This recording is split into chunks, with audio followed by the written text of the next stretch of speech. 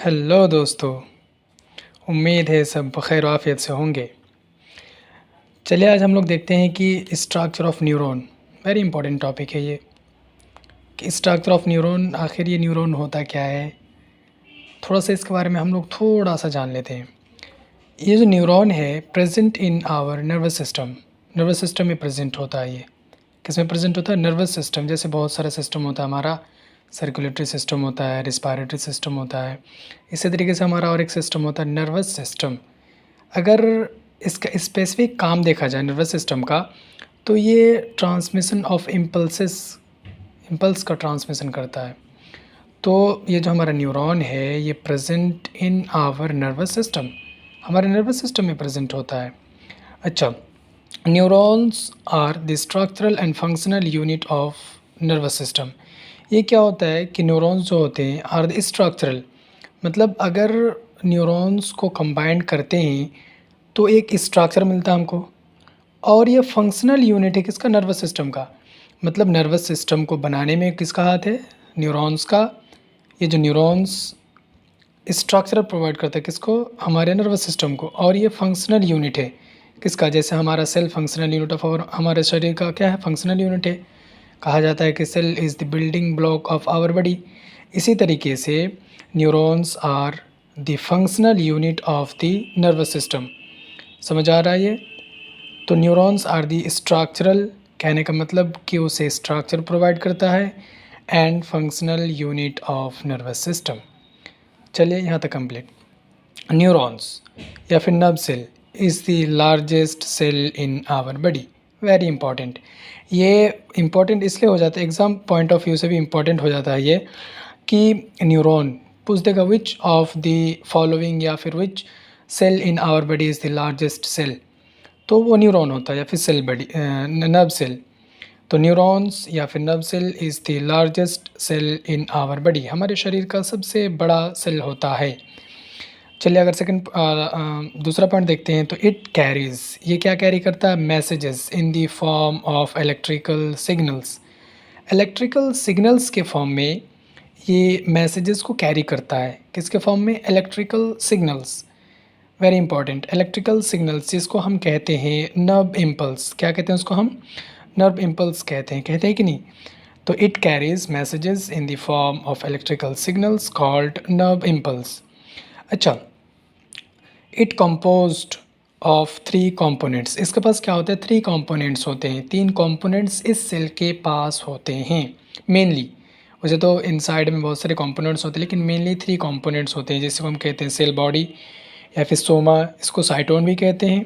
दूसरा होता है डेंड्राइट्स और तीसरा होता है एक्सोन। थोड़ा सा हम इसके बारे में मतलब ब्रीफली हम इसका थोड़ा सा डिस्कस कर लेते हैं ये क्या है। देखिए ये स्ट्रक्चर है हमारा न्यूरॉन का। This is the structure of neuron that is called nerve cell. अगर सबसे पहला पार्ट देखते हैं हम तो डेंड्राइट्स क्या आता है? Dendrites several short tapering structure. Several shorts, अगर आप इस फिगर को आप ऑब्जर्व करेंगे तो दिस आर, ये जो पार्ट्स है, ये पार्ट, दिस, ये पार्ट, ये पार्ट, ये क्या है? This is the dendrites. ये क्या है? डेंड्राइट्स। ये कैसा है? Several shorts. देखें सेवरल सॉर्ट्स मतलब अलग अलग छोटे छोटे, ये क्या है? Several shorts. And tapering, tapering अगर आप देखेंगे, टैपरिंग यहाँ पर तो मैं ड्रॉ नहीं कर पाया हूँ सही से। टैपरिंग पार्ट होता है कि कोई चीज़ इस तरीके से जाके ये यहाँ पर मिल जाता है इस तरीके से, तो ये क्या कहलाता है? टैपरिंग। क्या हो गया ये? टैपरिंग, मिल जाना। एक होता है पैरेलल, इस तरीके से सीधा चला जा रहा है तो पैरेलल, ये टैपरिंग होती है, मतलब इस तरीके से जाके एंड पॉइंट पे ये मिल जाना। तो ये इस तरीके के शेप के होते हैं कि ये टैपरिंग स्ट्रक्चर होते हैं। सेवरल सॉर्ट्स हो गया, टैपरिंग स्ट्रक्चर, मच ब्रांच्ड। अब तो देख ही रहे हैं कि कितना ब्रांचेस है इसके, गिन पा रहे हैं यहाँ पर? बहुत ब्रांचेस है इसके।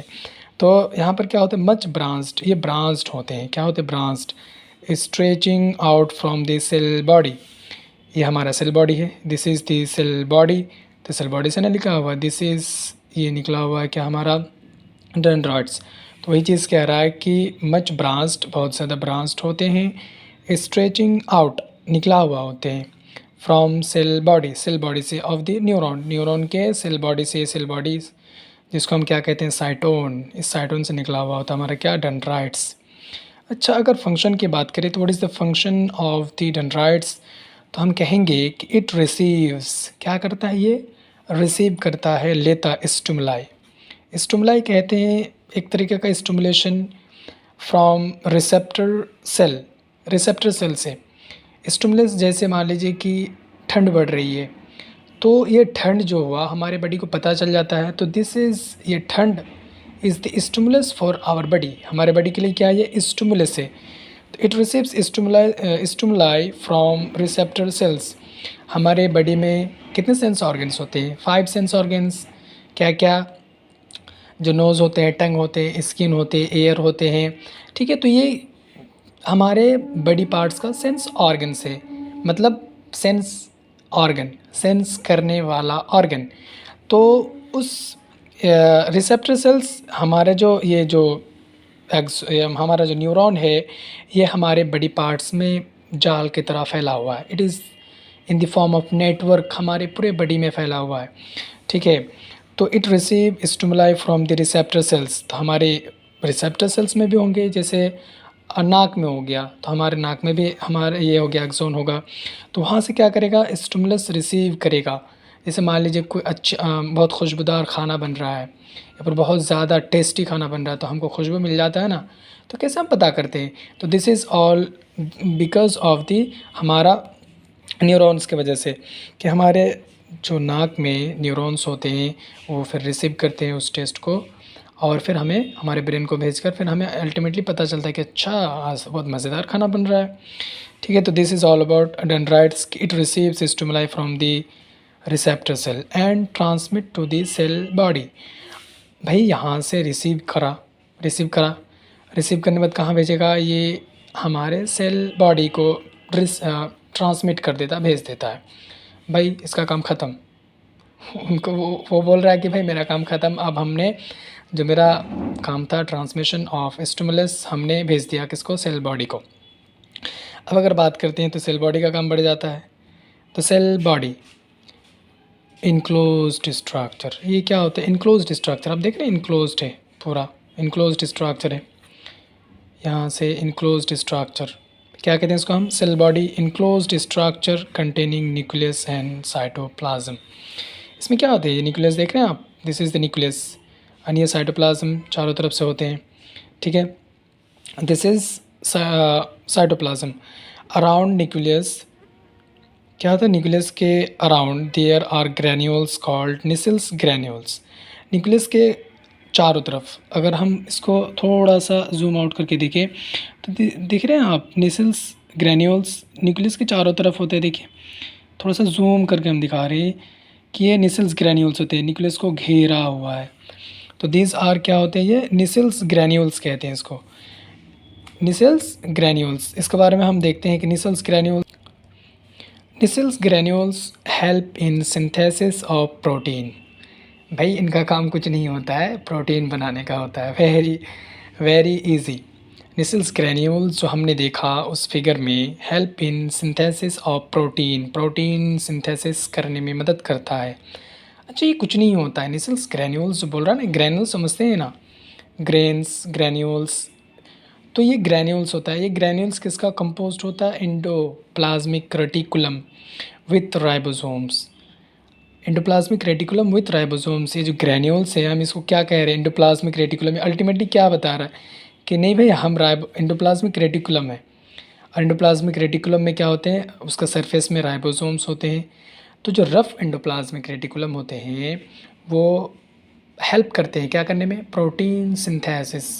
क्या करने में? प्रोटीन सिंथेसिस, ठीक है।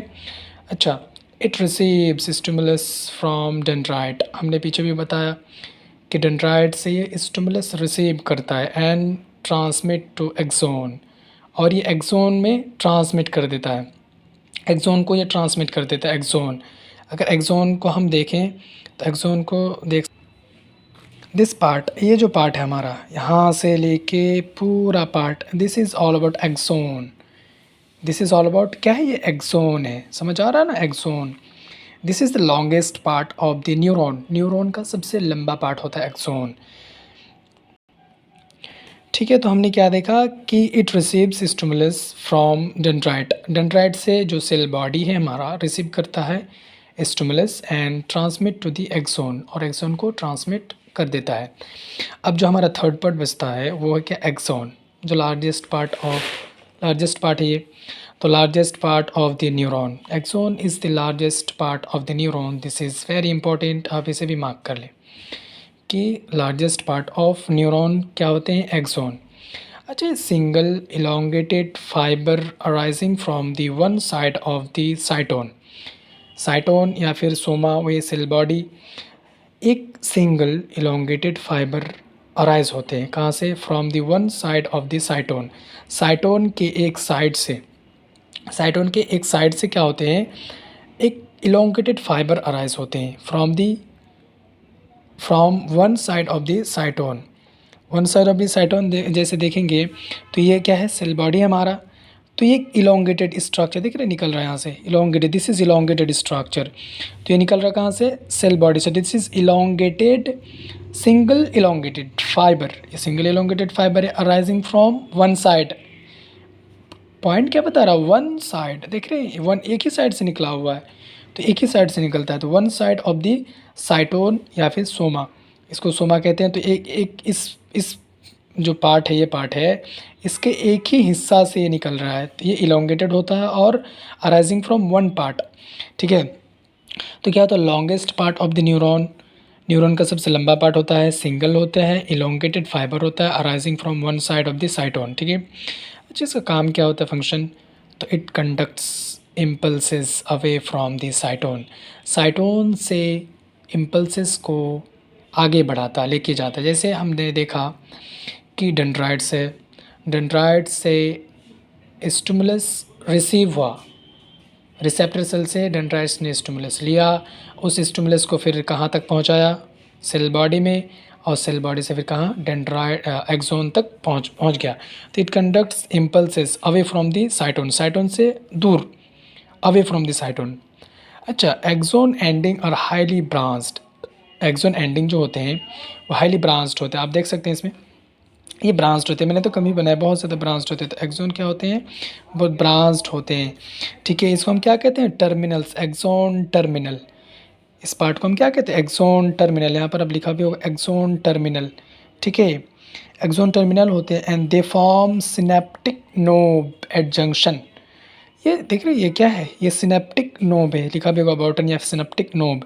तो ये सिनेप्टिक नोब बनाता है कहाँ पर, एट जंक्शन, जिसे हम सिनेप्स कहते हैं। क्या कहते हैं, सिनेप्स।